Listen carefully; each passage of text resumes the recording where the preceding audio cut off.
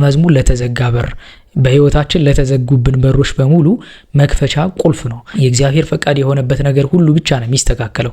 ከኛ ጋር መነጋገሩ እግዚአብሔር ትህትናውን ያሳያል። ሌላኛው ደግሞ አጋንንት እንዲርቁ ከኛ እንዲሸሹ ለማድረግ ይህንን መዝሙር መጠቀም እንችላለን።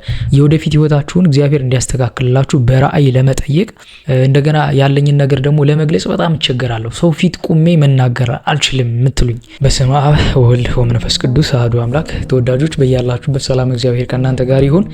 ይህ ሰዋስው ሚዲያ የዩቲዩብ ቻናላችን ነው። መንፈሳዊ ችግሮቻችን እንዲሁም ደግሞ ስጋዊ ችግሮቻችን የምንፈታበት ትምህርት የምናገኝበት የዩቲዩብ ቻናላችን ነው። ለዩቲዩብ ቻናላችን አዲስ ከሆናችሁ ሰብስክራይብ በማድረግ ቤተሰብ ሁኑ።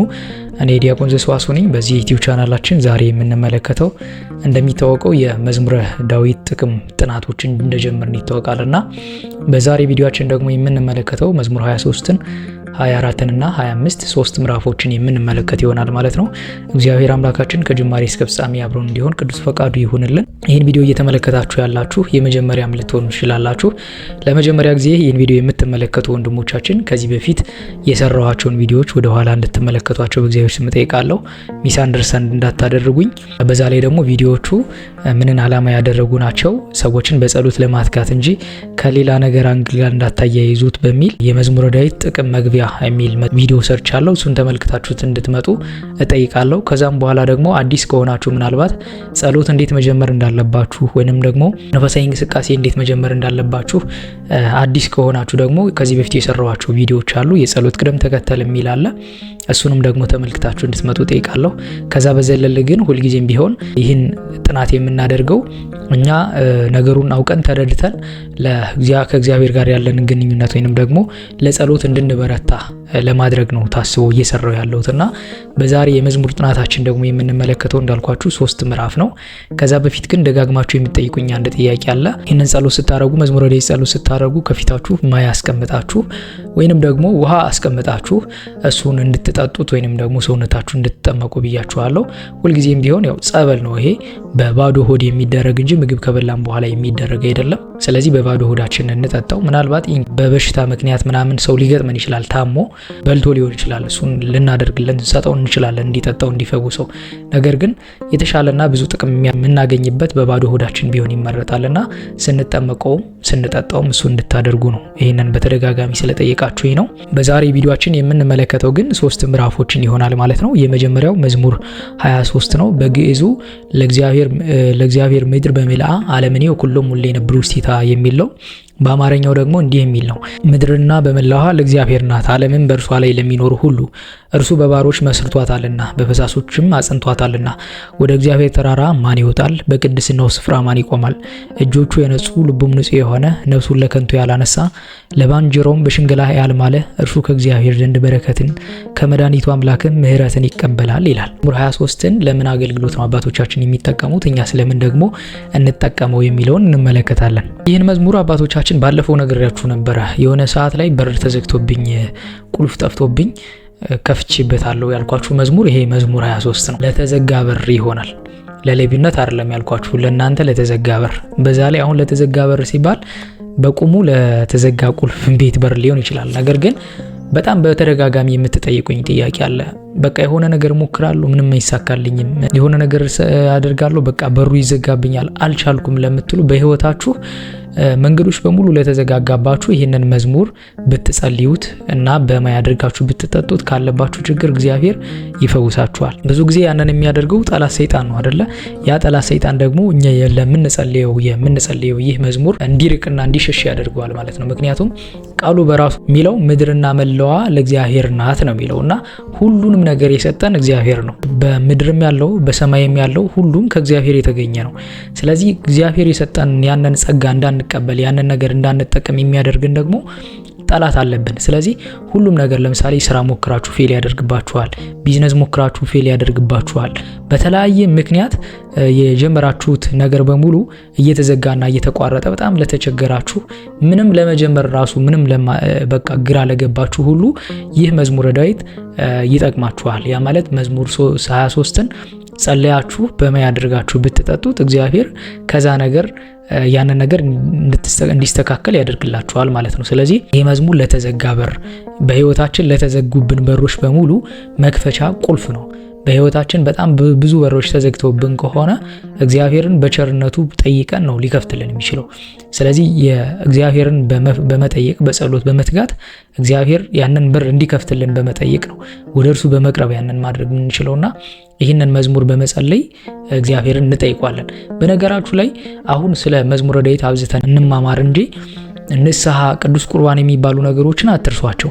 ወደፊት ምሰራባችኋል፣ ቪዲዮም ሰርቻለሁ። በእርግጥ ሁሉም ነገር በጸሎት ይስተካከላል ማለት አይደለም። ሁሉም ነገር የሚስተካከለው በእግዚአብሔር ፈቃድ ነው። እኛ ለእርሱ መታየታችን ነው ነገር እንዲስተካከል ሊያደርገው የሚችለው የእርሱ ፈቃድ ብቻ ነው እንጂ እኛ ጸሎት ስላደረግንም ሁሉም ነገር ይስተካከላል ማለት አይደለም። የእግዚአብሔር ፈቃድ የሆነበት ነገር ሁሉ ብቻ ነው የሚስተካከለው። እግዚአብሔር ያ ነገር የሚጠቅመን ከሆነ ዝም ነው የሚለው፣ የማይጠቅመን ከሆነ ደግሞ ከኛ ያስወግዷል። በጸሎትም ደግሞ ስንጠይቀው እግዚአብሔር የሚጠቅመን ከሆነ ፈጥኖ ይሰጠናል፣ መቆየት ያለበት ጉዳይ ከሆነ ደግሞ አዘግይቶ ይሰጠናል። ስለዚህ ሁሉም ነገር የሚሆነው በእግዚአብሔር ፈቃድ ነው። ስለዚህ ጸሎት ስንጸልይም የእግዚአብሔር ፈቃድ ይሁን ብለን እንጂ ሁሉንም ነገር ደግሞ በጸሎታችን እንደምናገኝ አይሰማን። ይሄ በራሱ ትዕቢት ነው። ጸሎት ማለት ከእግዚአብሔር ጋር መነጋገር ነው። የሰማይና የምድር አምላክ፣ የሰማይና የምድር ፈጣሪ፣ የሁሉ የዓለማት ሁሉ ጌታ ከኛ ጋር ሲነጋገር አስቡት። ከኛ ጋር መነጋገሩ እግዚአብሔር ትህትናውን ያሳያል። ምንም ከሆነ ከኛ ኢምንት ከሆኑ ፍጥረቶቹ ጋር መነጋገር መቻሉ በራሱ ትሁት አምላክ መሆኑን የሚያስረዳበት እንጂ ጸሎታችን ሁሉንም ነገር ያስገኛል ብለን ግን ማመን የለብንም ማለት ነው። እና ይህ መዝሙር መንገዶቻችን ለተዘጉብን ሁሉ መፍትሄ ይሆነናል። የተዘጋውን በር ሁሉ እግዚአብሔር በቸርነቱ ይክፈትልን። ይህም ደግሞ ይህንን በዚህ ጸሎት ብንጠይቀው እግዚአብሔር ያንን ነገር ያስተካክልልናል ማለት ነው። ሌላኛው ደግሞ አጋንንት እንዲርቁ ከኛ እንዲሸሹ ለማድረግ ይህንን መዝሙር መጠቀም እንችላለን። ብዙ ጊዜ አይታችሁ ከሆነ ጸሎት ወደ ፈተና እንዳትገቡ ትጉና ጸልዩ እንባላለን። ጸሎት ባለማድረጋችን በእርግጥ ለብዙ ችግሮቻችን ልንጋለጥ የምንችልበት ሁኔታ አለ። ጸሎታችን ሁሉ ግን ደግሞ ይጠብቀናል ማለት አይደለም። የእግዚአብሔር ቸርነቱ ነው። ጸሎት ማድረጋችንን በራሱ የእግዚአብሔር ቸርነቱ ነው እንጂ ጸሎታችን ያን ያህል ዋጋ ኑሮት አይደለም። ነገር ግን ደግሞ ቃሉን የሚፈሩ ከኛ እንዲርቁ እንዲሸሹ ለማድረግ ደግሞ እንጸልያለን። ስለዚህ አጋንንትም ደግሞ እንዳይቀርቡን የምናሸሽበት የመዝሙር ክፍል ነው ማለት ነው መዝሙር 23 እና ምንም አይነት አጋንንት እንዳይጻረሯችሁ በጣም በብዙ ፈተና እንዳይፈትኗችሁ ወደ እናንተ እንዳይቀርቧችሁ ለማድረግ ይህን መዝሙር እንጸልያለን ማለት ነው። መዝሙር 23ንም ቃሉም ራሱ የሚለው በቅድስናው ስፍራ ማን ይቆማል ነው የሚለው። ወደ እግዚአብሔር ለመቅረብ በቅድስናው ለመቆምም የሚረዳን የመዝሙር ክፍል ነው ማለት ነው። እና ሌላኛው ደግሞ በንጽህና ሆናችሁ ከቂም ከበቀል ርቃችሁ የወደፊት ህይወታችሁን እግዚአብሔር እንዲያስተካክልላችሁ በራእይ ለመጠየቅ እግዚአብሔርን በራእይ ለመጠየቅ ይህንን የምታደርጉት ወደ ሁሉንም ነገር ከጨረሳችሁ በኋላ በእግዚአብሔርን በራእይ ለመጠየቅ ወይም ደግሞ እግዚአብሔር እንዲመልስላችሁ ለምትፈልጉት ጉዳይ ላይ እሱን ለመጠየቅ በንጽህና ሆናችሁ ከቂም በቀል ርቃችሁ ራሳችሁን ንጹህ አድርጋችሁ ንስሐ ገብታችሁ እግዚአብሔርን በዚህ መዝሙር 7 ጊዜ ከመተኛታችሁ በፊት እየደጋገማችሁ ለ7 ተከታታይ ቀናት ብትጸልዩት እግዚአብሔር በራእይ ችግሮቻችሁን እንዴት መፍታት እንዳለባችሁ ይነግራችኋል። ወደፊታችሁንም ደግሞ ያሳያችኋል እግዚአብሔር ማለት ነው። እና ይህን መዝሙር ደግሞ በራእይ እግዚአብሔር ለመጠየቅ የሚረዳና የሚጠቅም መዝሙር ነው። በተለይ ይህን አሁን መጨረሻ ላይ የነገርኳችሁን ልትጠቀሙበት የምትችሉት ነው። በተለይ በህይወታችሁ ግራው ለገባችሁ ምስቅልቅል ላለባችሁ ይህንን አድርጉ። ግን በጣም ብልጣብልጥ ለመሆን እንዳትሞክሩ። ብልጣብልጥ መሆን እንዳትሞክሩ ማለት እቺን መዝሙር ብቻ ይዛችሁ ሁልጊዜ እንኖራለን ማለት የለባችሁም። በህግ የተፈቀደው በየዕለቱ የሚጸለየውን መዝሙረ ዳዊት መጸለይ መቻል አለብን። ከዛ በተጨማሪ ግን ለዚህ ስፔሲፊክ ለሆነ ጉዳይ እግዚአብሔርን በምህረት ለመጠየቅ በቸርነቱ ለመጠየቅ በራእይ ህይወታችን እንዴት መጠየቅ እንዳለብን እንዲነግረን እግዚአብሔር ህይወታችን እንዲስተካከል ለመጠየቅ በራእይ ህልመ ዮሴፍ የሚባለው ማለት ነው እሱን ለመጠየቅ በንጽህና ሆናችሁ ንስሐ ገብታችሁ ራሳችሁን አንጽታችሁ ብትጠይቁት እግዚአብሔር ህይወታችሁን በዚህ መዝሙር ያስተካክላል፣ ያሳያችኋል ማለት ነው። ሌላው ደግሞ መዝሙር 24 ነው። በግዕዙ እንዲህ የሚል ነው። ሀቤከ እግዚኦ አንቃ አዶኩ ነፍሴ የሚል መዝሙር ነው። አቤቱ ወደ አንተ ነፍሴን አነሳለሁ፣ አምላኬ አንተን ታመንኩ አልፈር፣ ጠላቶች በእኔ ላይ አይሳቁብኝ። አንተን ተስፋ የሚያደርጉ አያፍሩም፣ በከንቱ የሚገበዙ ያፍራሉ።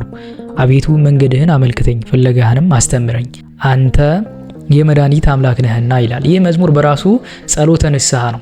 በጸሎተ ንስሐ ለምሳሌ ከንስሐ አባታችን ንስሐ በተቀበልን ጊዜ እግዚአብሔርን ደግሞ በዚህ መዝሙር እየጸለይን ይቅርታ ለመጠየቅ የእግዚአብሔርን ምሕረት ለማግኘት የሚረዳን መዝሙር ነው። ጸሎተ ንስሐ ነው። ካህኑም ራሱ ቅዳሴ ከመቀደሱ በፊት መጀመሪያ የሚጸልየው ጸሎት ይህ ነው። መዝሙር 24 ነው፣ መግቢያችን ላይ እንደነገርኳችሁ ማለት ነውና መዝሙር 24ን ብትጸልዩት ለንስሐ እግዚአብሔርን ምሕረት ለመጠየቅ በድያለሁ፣ አጥፍቻለሁ፣ ይቅር በልኝ ለማለት ዘወትርም ተዘክሮተ እግዚአብሔር እሱን ለማሰብ ሁልጊዜ በደላችን እያሰብን ይቅርታ ለመጠየቅም የሚረዳን መዝሙር ስለሆነ መዝሙር 24 ለዚህ አገልግሎት ልትጠቀሙበት ትችላላችሁ።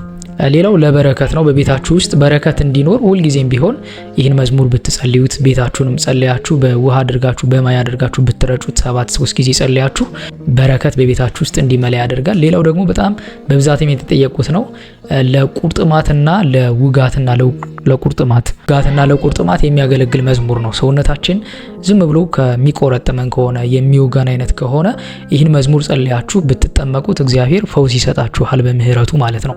እና ይህንን መዝሙር አባቶቻችንም ለዚህ አገልግሎት ይጠቀሙት ነበረ። ሌላኛው ጠላቶቻችን ከኛ እንዲርቁ እንዲሸሹ ለማድረግ እንጠቀምበታለን። አባቶቻችን ሰዎች ጠላት ሆነው ሲነሱባቸው እንዳልኳችሁ ሰዎች ደጋግሜ ነግሬያችኋለሁ፣ በራሱ ጠላት አይሆንም፣ ግን በእነሱ የሚያድር ክፉ መንፈስ ግን ጠላቶች አድርጎ ሊያስነሳቸው ይችላል።